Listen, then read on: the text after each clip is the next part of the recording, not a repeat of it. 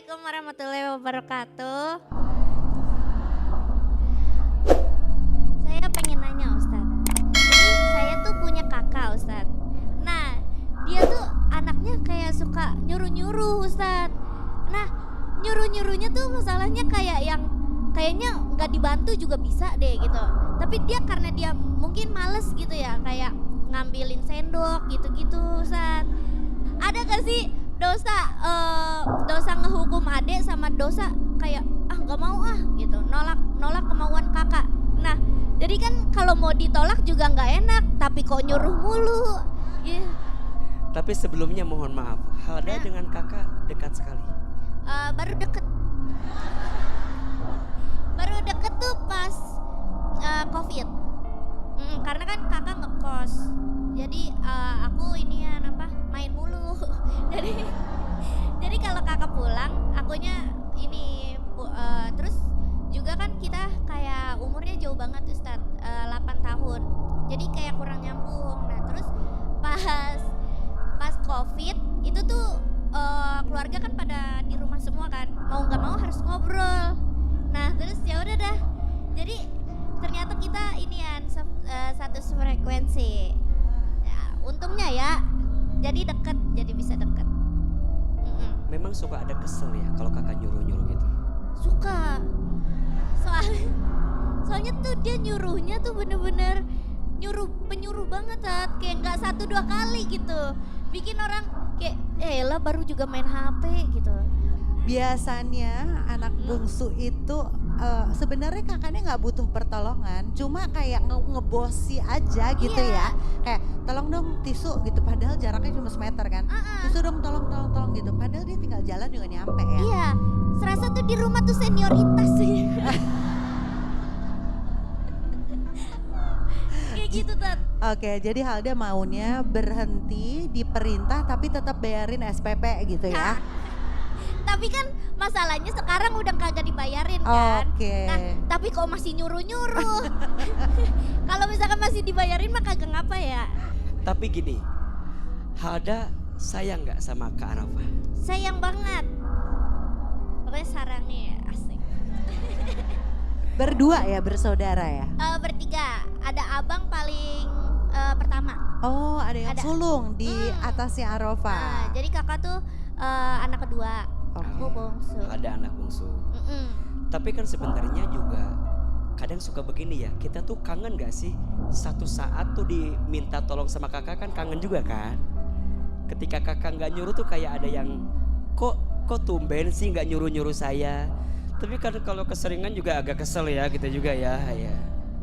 Tapi izin ya, kalau ada kesempatan Hada pengen bilang apa sama Kak Arafah dengan semua cerita yang tadi disampaikan? Bilang apa? Ya bilang apa? Atau sebenarnya ya nggak apa-apa, asalkan seperti apa gitu. Tapi nggak apa-apa lah, puas-puasin nyuruh-nyuruh akunya. Soalnya takutnya kan dia udah penika kan, takutnya kan soalnya udah gede dia. Udah takutnya kayak tiba-tiba dia menikah kan. Ya udah nggak apa-apa dah, suruh-suruh. Tapi bisa lah kita dikurang-kurangin gitu. Iya, Hada anak bungsu, Teh Meisya anak bungsu, Ahilman juga anak bungsu.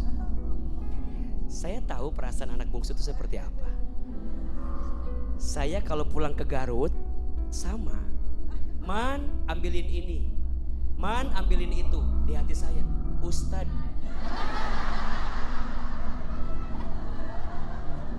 Di hati saya ya, saya teh kan ustadznya, di TV lagi kan.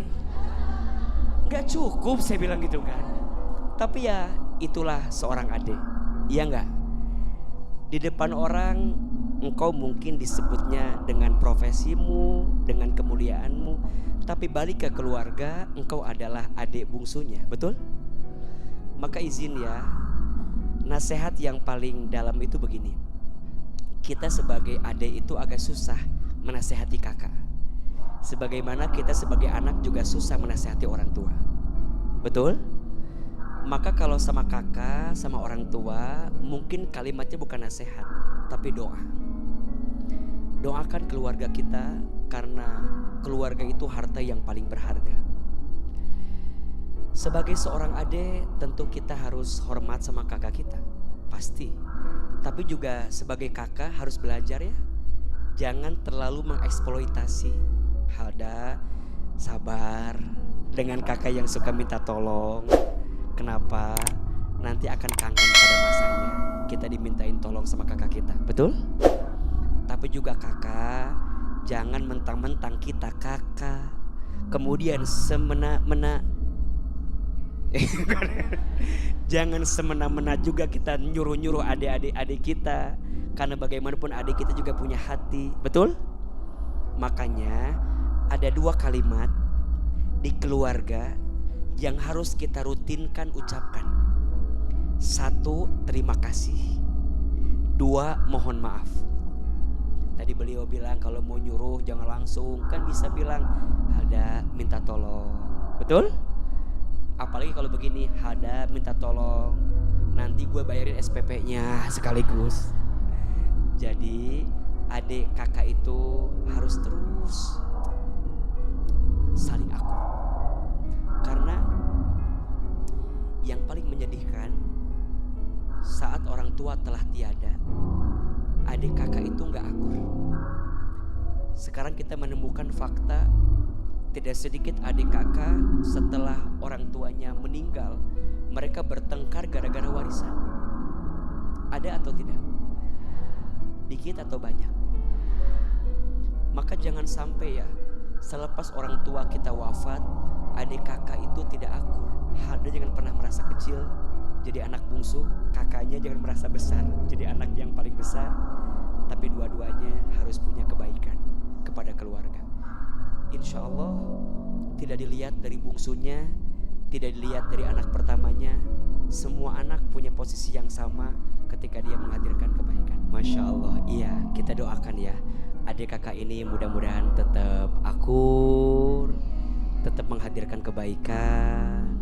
Jadi Hada maafin kakak kalau ada kurangnya selama ini, dan Kak Arafa juga lebih introspeksi diri ya, agar nggak terlalu mengeksploitasi adiknya, karena beliau cukup kesal tadinya katanya hari ini.